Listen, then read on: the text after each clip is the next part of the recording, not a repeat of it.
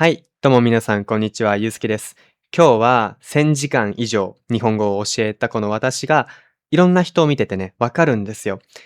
日本語を上手くなった人、日本語が上手くなった人、日本語を話せるようになった人の共通点っていうのが。で、一つものすごく大事なものがあるなって思ったので、今日はそれについて話したいと思っています。はい。まずその答え、もう結論なんですけど、話したいっていう気持ちです。いや、何を言ってるんだと、結構感情的なこと言ってるじゃん、感情論じゃんって思うかもしれないんですけど、実はそうでもないんですね。私の今までの動画、結構科学的にね、話してたと思うんですけど、今回のもかなり、科学的なものがソースになっています。結構その科学的な文献の部分は省略して説明するんだけど、その話したいって思うことが結構言語学習において大事だよっていうところを話したいと思います。まずね、皆さんどうですか？話したいと思ってますか？自分の心に聞いてほしいと思います。話したいって思うことと、話せるようになりたいってまず違うんですよ。ここを混ざっちゃってる人結構いるんですけど、話せるようになりたいっていうのは、ちょっと受動的な考え方なんですね。話せるようになりたいっていうのは、文法とかリーディング、リスニング、勉強していたらいつか話せるようになるだろうって思う感じ。これが話せるようになりたい。話したいっていうのは、別に今自分が持っているもので、足りないかもしれない自分の知識が、でも伝えたいことを伝えたいって思うこと。これが話したいだと思うんですよ。だから、これプラス、この話したいって思う気持ちも必要だと思うんですね。これが私の考え方です。で、これなんでかっていうと、特に、中級者の方とかに多いんですけど、たくさんたくさんね、勉強をしていくと、文法とかの知識が増えていくと、自分の作っている文章を監視しちゃう癖がついちゃうんですね。どういうことかっていうと、例えば、私が、がじゃないな、かな、私はかなって感じで、正しい文法を綺麗に使って話そうとする。いいことなんですけど、言語ってそんな感じで綺麗に話すことよりも、リアルタイムですぐに処理して話すっていう感じ。結構その瞬発力が求められるものになってくるんですね。だから、中者ほど喋るのが怖くなっちゃうんですよ。でも、この気持ちを超えるためには、話したい。自分が伝えたいことを伝えたいって思う感情がものすごく大切になってくると個人的に思うんですね。はい。だから、この自分の、ミスする恐怖と自分のこの気持ちを天秤にかけたときに、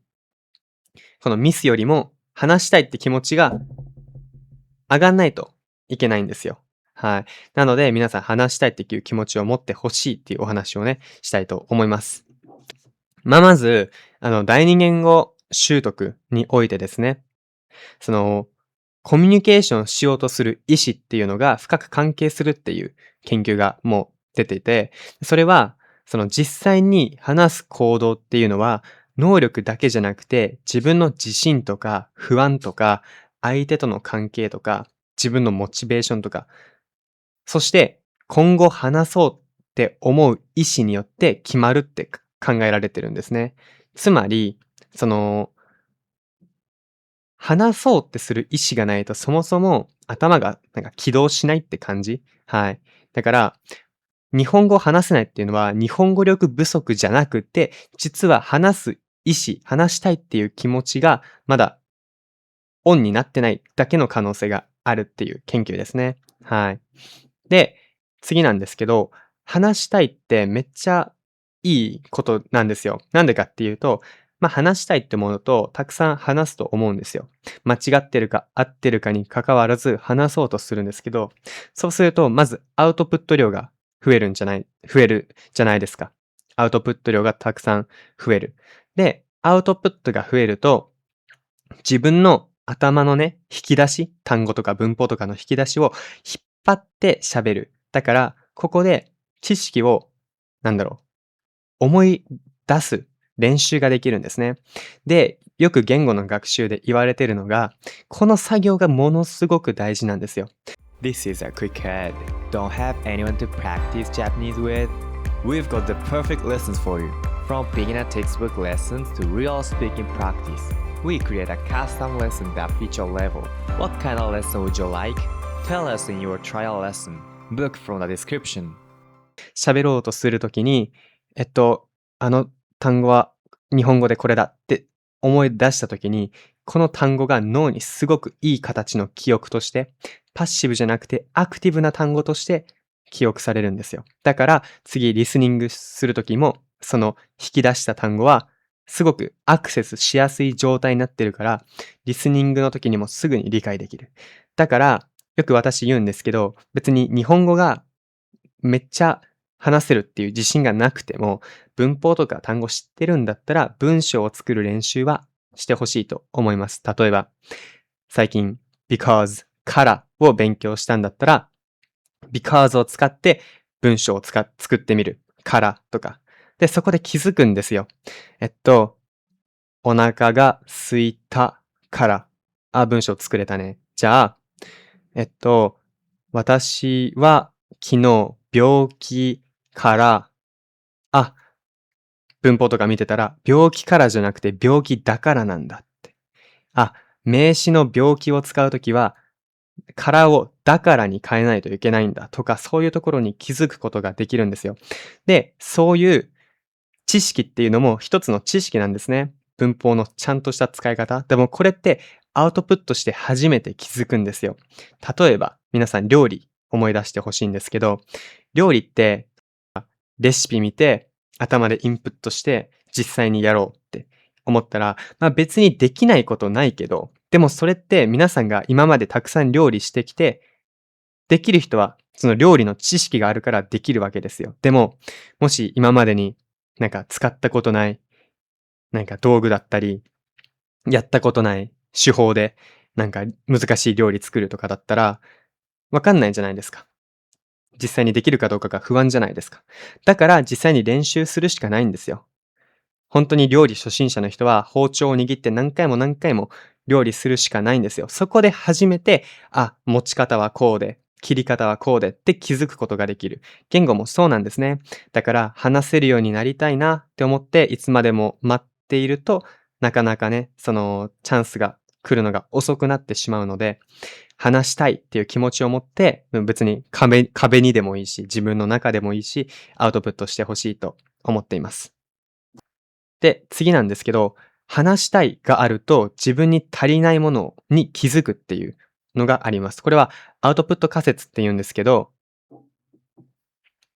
話す過程でさっき言ったんですけど、その自分に足りない表現っていうのに気づくことができるんですね。自分の間違いにも気づけるんだけど、自分って毎回同じ表現使っちゃうな、他の表現ないかなとか、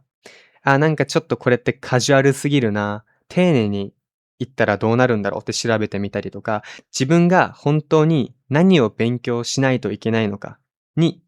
気づくことができる。だから、このアウトプット仮説通りだと思っています。はい。